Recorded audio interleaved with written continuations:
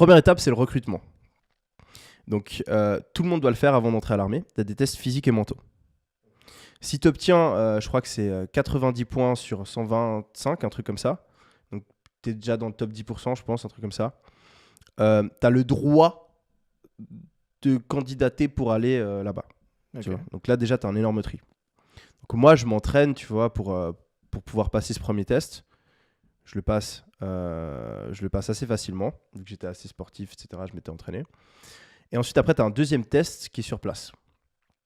Donc, tu prends le train. C'était 6 heures de train depuis chez moi. Donc, en Suisse, tu vois, tu as la Suisse romande en bas, tu as la Suisse allemande en haut, et puis à droite, tu as le Tessin, donc la Suisse italienne. Et c'est dans les montagnes là-bas. Donc, tu prends le train, tu arrives, machin, tu vois, des mecs, ils ont le crâne rasé, ils ont l'air un peu bizarres autour de toi, tu vois. Plus le train avance, tu vois, plus il y a que des militaires. Putain, dans quoi je m'embarque? Ensuite, tu rentres dans un bus. Le bus, il monte, tu vois, 30 minutes comme ça. Tu vois. Et t'arrives, tu vois, vraiment tout en haut de la montagne. Il y a genre, je sais pas, genre 200 habitants, tu vois. Et après, t'as la caserne. T'arrives dans la caserne.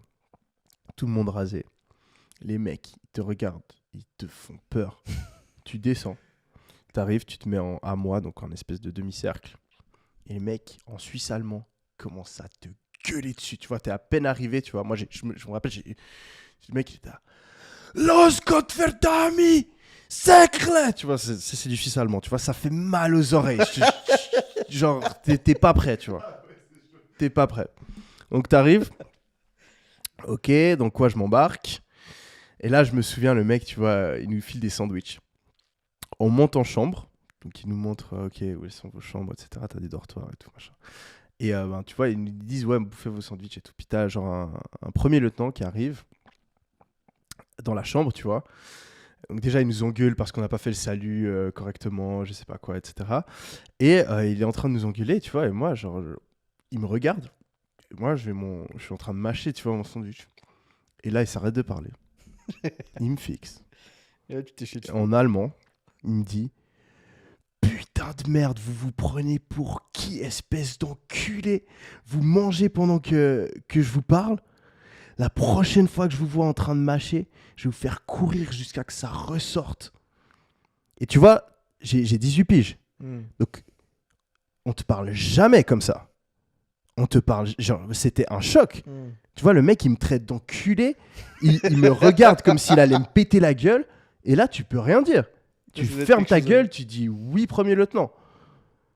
Et t'as tout le monde qui te regarde. J'étais là, putain. C'est passé de 0 à 100 très rapidement, tu vois. Donc, tu vois... Là, t'as pas d'autre choix que d'accepter l'autorité. Ouais. Ouais.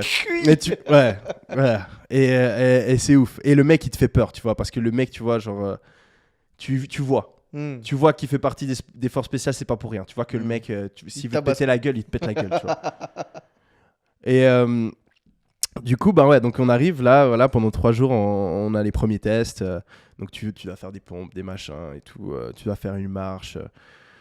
Tu crèves, tu t'en peux plus, mais bon, tu continues. Tu vois, moi, je suis compétitif. Je me dis, vas-y, tu sais quoi, je vais réussir.